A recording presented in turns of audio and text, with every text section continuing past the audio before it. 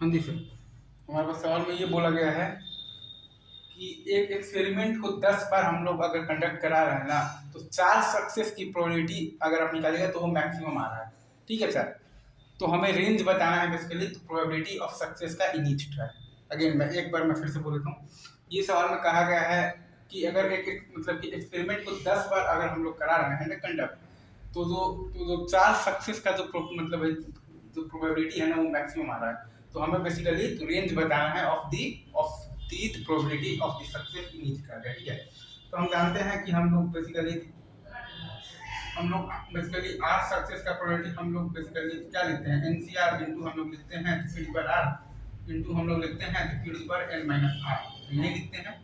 ठीक है, हम लोग लिख सकते हैं क्यू प्लस पी का पावर यहाँ पर हम लोग लिखेंगे। ठीक है सर, एन और बराबर हम लोग ये लिखेंगे लाइक सिग्मा एनसीआर दिस और R is equal to from 0 to N, ये लिखेंगे। तो 4 सक्सेस की प्रोबेबिलिटी मैक्सिमम है, ये सही है सर। 4 सक्सेस का प्रोबेबिलिटी मैक्सिमम है,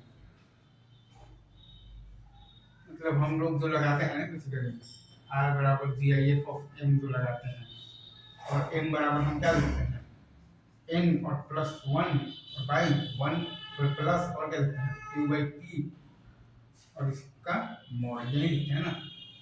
ये फॉर्मूला आपको याद कर मतलब याद होगा कि न्यूमेरिकली जो ग्रेटेस्ट जो टर्म हम लोगों ने जो पढ़ा था और डिफाइन किया था, जैसे ये न्यूमेरिकली ग्रेटेस्ट टर्म, जैसे ये ट्रू। एम बराबर हमारे पास आया था N plus one by, M बराबर हमारे पास आया था N plus one by one plus ये क्या है क्यू बाई पी का मॉड, ये सही है।